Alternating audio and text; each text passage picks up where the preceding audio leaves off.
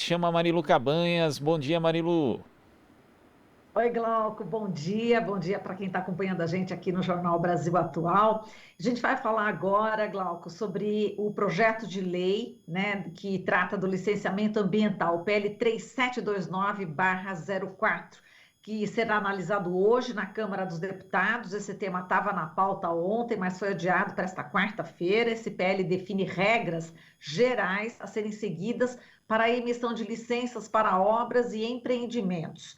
Carlos Mink, Edson Duarte, Gustavo Krause, Isabela Teixeira, José Carlos Carvalho, José Goldenberg, José Sarney Filho, Marina Silva e Rubens Recupero, 9 ex-ministros do Meio Ambiente, divulgaram uma carta pública em que criticam duramente esse projeto de lei.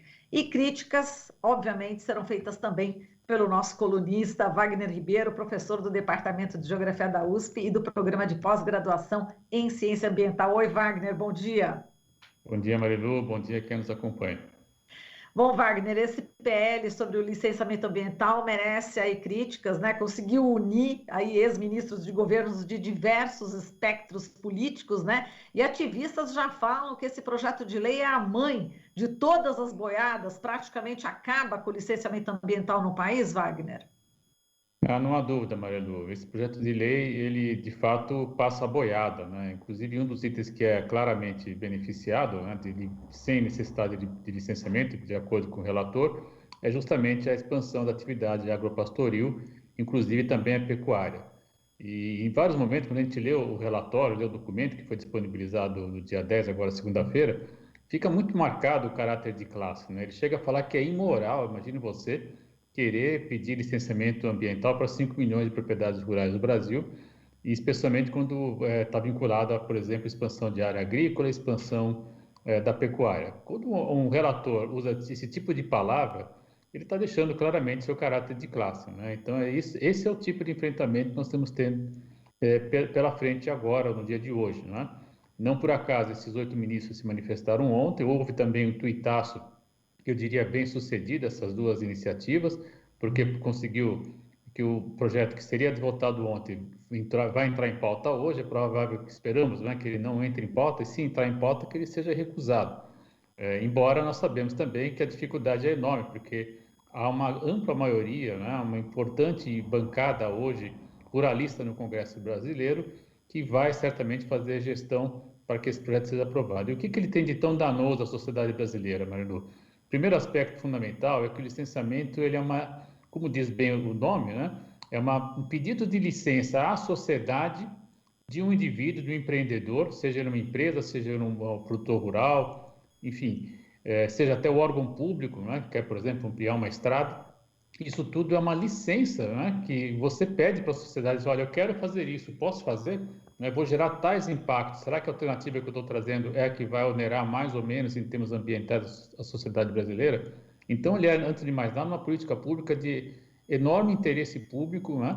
Que está vinculado diretamente ao famoso artigo 225 da Constituição brasileira, que diz nós devemos preservar o ambiente e as condições ambientais do Brasil para as suas gerações atuais e futuras, né? Então, ele é de fato um pedido de licença, ou seja, pedir permissão para fazer algo. E a sociedade interagindo, colocando por meio das audiências públicas, né? E às vezes de análise dos estudos de impacto e relatório de impacto ambiental, sugerindo, olha, por que você não vai por esse lado, vai por aquele lado, né? Um dos argumentos que sempre se usou contra o licenciamento é que ele atrapalha o investimento. Na verdade, o que atrapalha o investimento é quando você tem um desvio, né, entre aspas, para usar uma palavra amena, onde você não olha para o interesse público, você quer simplesmente fazer com que o interesse de um indivíduo se sobreponha ao interesse público, seja ele de uma comunidade local, um povo originário, também em áreas urbanas, enfim, nós temos aí, não faltam exemplos, né, nos últimos anos do Brasil, onde o interesse público ele não é respeitado e as consequências ambientais são muito graves, né, como a gente já viu aí por vários crimes ambientais que são relatados no Brasil nos últimos anos. Então, o licenciamento ambiental ele é, de fato, muito importante, ele é de interesse da sociedade brasileira, e não por acaso, desde 2004 ele está pautado no Congresso Nacional, enfrenta muitas dificuldades, porque, de fato, né, a bancada ruralista sempre, quando não é conveniente, eles sempre obstruíram as votações, precisa ser dito isso claramente, Nos últimos anos, o deputado Kim Kitaguri era o relator, ele, bem ou mal, conduziu algumas poucas reuniões, enfim, também apresentou um texto nos últimos anos que não era satisfatório junto aos ambientalistas, principalmente. A comunidade científica é muito pouco ouvida, né, nesse momento, muito pouco consultada, infelizmente. E agora, do nada, né, o presidente da Câmara fala, vou botar em discussão, aprova em regime de urgência. Esse deputado, que eu simplesmente não conhecia, inclusive, né, mostra claramente seu sentido de classe, com um relato que foi construído claramente com objetivos de beneficiar o agronegócio, entre outros setores, mas o agronegócio é absolutamente explícito. E aí eles querem aprovar tudo isso sem discussão, sem ouvir a comunidade científica. Então, o autoritarismo que está posto no governo federal, ele não é exclusivo, né? Nós temos também hoje na Câmara um ranço autoritário presente, né? E que pode trazer consequências seríssimas para a sociedade brasileira, inclusive o próprio setor do agronegócio, né? Ainda na semana passada nós vimos aí supermercados europeus exigindo restrições, diminuição do desmatamento do Brasil, senão vão parar de comprar produtos, inclusive produtos agropecuários, que é hoje a nossa grande pauta de exportação. Enfim, então, de fato, eu diria até um tiro no pé se esse projeto de licenciamento for aprovado como está pela própria camada dos ruralistas, né? Eles não têm sequer clareza das consequências ambientais aqui e também das consequências para o próprio negócio deles em termos de exportação. Agora, Wagner, nessa nova proposta está previsto também o autolicenciamento, uma licença autodeclaratória. Explica para a gente como é que é isso. Veja, Marilu, na verdade, o estudo de impacto ambiental e o relatório de impacto ambiental, eles são contratados pelo empreendedor. Isso é um erro que vem desde os anos 80 e que a gente esperava que, de alguma forma, isso pudesse ser reparado com a nova lei de licenciamento. Por isso que ninguém está satisfeito com a atual lei de licenciamento, a verdade é essa. Porque nós sabemos, eu tenho alunos que trabalham, e ex-alunos, né, que trabalham tanto elaborando o relatório de impacto ambiental, quanto também em órgãos de fiscalização, IBAMA, ICMBio, órgãos regionais pelo país, inclusive. E o que acontece é o seguinte, Marilu, na elaboração desses relatórios, geralmente o pessoal fala, costumamos fazer 3, às vezes até 4 versões. Aquele que é o ideal, né? O segundo, que já começa a negociação com o empreendedor, fala, mas isso aqui não é bom para mim, etc. Então, começa a haver uma negociação, chegam então a 3, 4 versões, que é apresentada apenas uma delas à sociedade para discussão. Esse é o documento que é geralmente exposto à licença pública e que é exposto também junto aos órgãos estatais. Os alunos que estão lá nos órgãos, ex-alunos, eles falam assim, olha, o documento chega aqui, às vezes, muitas vezes, é incompleto, com citações erradas. Houve já situações, Marilu, por exemplo, onde se mudam apenas as coordenadas geográficas, vem exatamente o mesmo texto, né? É assustador o que a gente encontra, e tudo isso está documentado, já tem teses, dissertações mostrando isso, né? Então, quando se fala que o licenciamento atrapalha, o que atrapalha, na verdade, é que não se quer fazer um documento adequado, segundo o melhor conhecimento científico que se tem sobre o tema, para você pedir licença para fazer, por exemplo, uma intervenção, seja uma expansão de uma hidrovia, seja uma expansão de uma rodovia, a instalação de uma ferrovia, que são os exemplos que ele está querendo isentar agora, né, de licenciamento. Então, se trata, na verdade, de você produzir um documento consistente, né, e quando esse documento não é consistente, ele chega no órgão público, o que o técnico faz? É mais ou menos agora o que a Anvisa está ensinando, né? Tem muito didatismo nesse processo todo das vacinas. Olha, não tá faltando documento, não dá para analisar dessa forma. E isso, então, começa a fazer o processo ficar moroso. É evidente que ninguém quer atrapalhar um empreendedor, não se trata disso, a princípio. Mas se trata de você ter um documento à luz do melhor conhecimento que se tem sobre o tema naquele instante. E isso raramente acontece. Por isso que o processo de licenciamento, quando entra no órgão público, começa aquele vai e vem, que eles chamam de burocracia, que eles chamam de atrasar o investimento, de desestimular o investimento, quando, na verdade, é a salvaguarda do interesse público que está em questão. Os técnicos que estão do lado de cá, ou seja, do lado do governo, atuando profissionalmente, né, como técnicos autônomos, eles estão ali salvaguardando o interesse público. Por isso que, muitas vezes, esse debate começa e, às vezes, prolonga-se por anos, né? E é verdade, prolonga-se por anos mesmo, porque o empreendedor não quer abrir mão do seu interesse específico diante do interesse maior, do interesse geral. E aí, esse documento que está em discussão agora, ele piora essa situação, porque vários desses empreendimentos, por exemplo, expansão, como eu dizia, né, de rodovias, algumas atividades até de mineração, que ele chama de pequeno porte. Eu quero saber o que é pequeno porte, ele não define, por exemplo. Ampliação de rede de transmissão de energia elétrica, né? É só para dar um exemplo, no caso de estradas, né? Imagine você, um dos problemas que nós temos hoje, com a dificuldade, né, em São Paulo, é a conclusão do Rodoanel. Basicamente porque se quer fazer uma rodovia numa área de Mata Atlântica. Talvez com esse novo auto regulatório aí, você não precisaria ter toda essa celeuma, né, digamos assim. Nós teríamos então aí já concluído o Rodoanel, que é uma das obras de elevadíssimo impacto, por exemplo, né? E ele vai dizer, não, mas não vai aumentar a circulação, porque na verdade você vai tirar de outro lugar para passar para cá. Olha a polêmica que pode gerar, estou dando um exemplo hipotético aqui, né? Que pode gerar.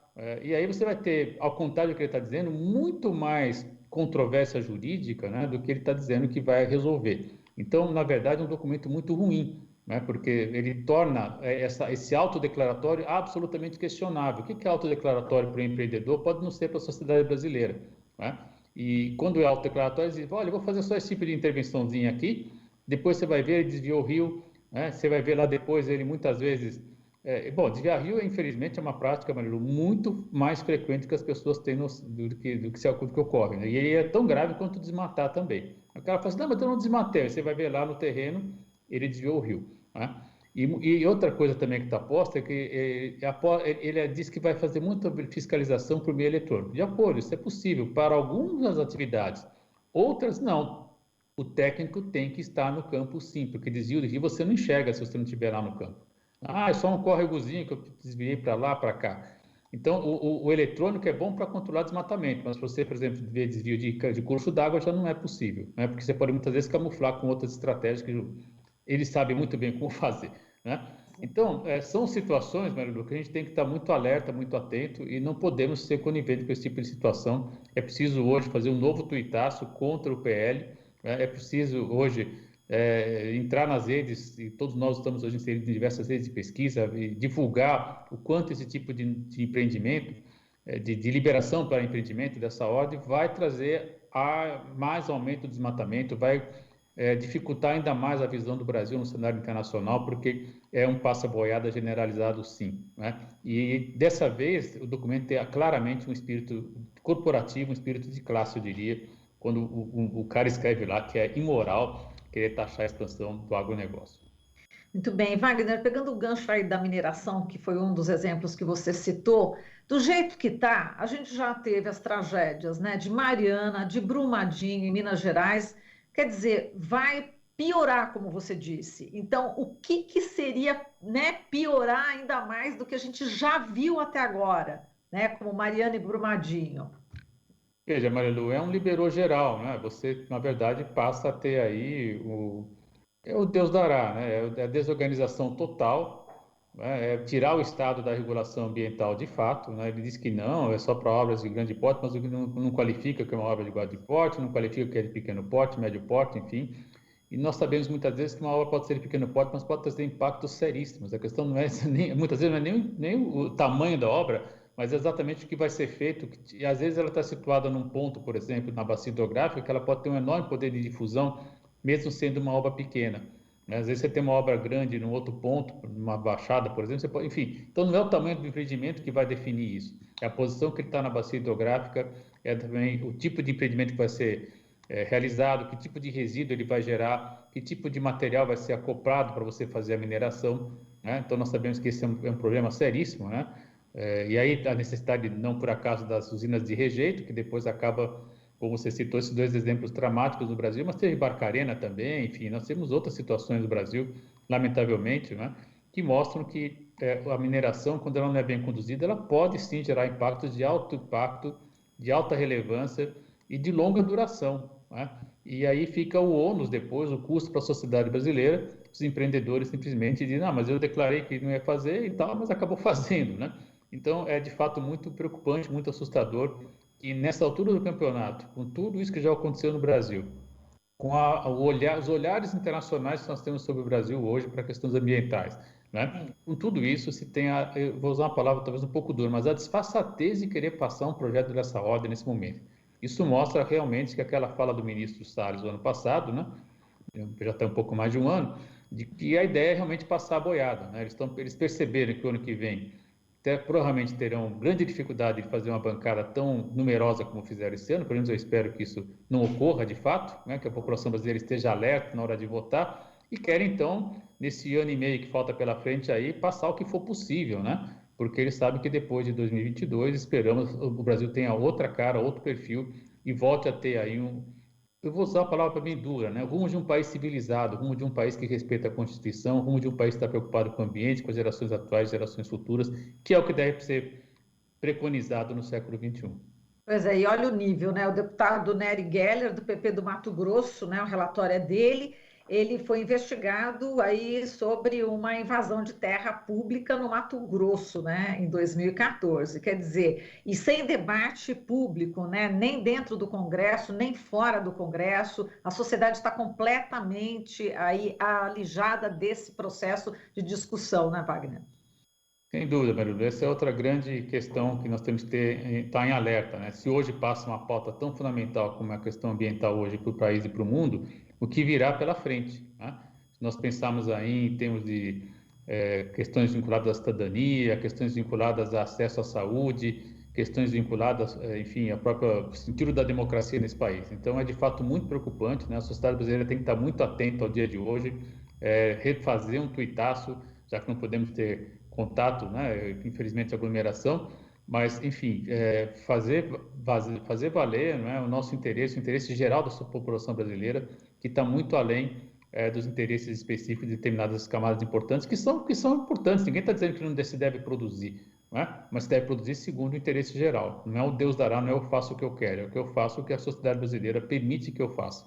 E por isso que o licenciamento ambiental incomoda tanto esse segmento que quer ter um passe livre para fazer o que bem quiser e depois dizer, não, eu falei que ia fazer, mas acabou não dando certo, tive que dar uma desviadinha no rio ali, tive que fazer um ajustezinho na obra ali, mudei o traçado da rodovia, enfim, a gente sabe como é que essas coisas operam no Brasil, infelizmente, e não vamos ter capacidade depois, se for liberal geral, aí que não vai ter condição de ter um técnico para cada empreendimento nesse país, né? Então é preciso sim manter as regras, manter aí a organização que está posta, aprimorá-la sem dúvida, sempre é possível, mas não da modo como está sendo proposto hoje. Por isso é preciso ser contra e se manifestar veementemente contra esse projeto. Muito bem, e uma dica é justamente utilizar a sua entrevista como instrumento de ação, né? Postar a entrevista do Wagner Ribeiro aí nos Facebooks da vida, no Instagram, enfim, para a gente poder fazer barulho, né? Então a gente sempre recorta, né? No final do jornal, lá vai a Karen, recorta a entrevista, coloca lá na Rádio Brasil Atual, na TVT, no setor de vídeos, aí você encontra lá a entrevista do Wagner Ribeiro, que é um colunista nosso aqui de primeira linha e que deu aí todos os motivos por que esse projeto é maléfico para o Brasil. Valeu, Wagner, um beijo para você, muito obrigada, viu, pela sua participação e seu ativismo, né, na área ambiental, que é muito importante. Valeu, Marilu, até a próxima. Até a próxima. Falamos aqui com o Wagner Ribeiro, professor do Departamento de Geografia da USP e do Programa de Pós-Graduação em Ciência Ambiental. Aqui você ouve as notícias que os outros não dão. Jornal Brasil Atual.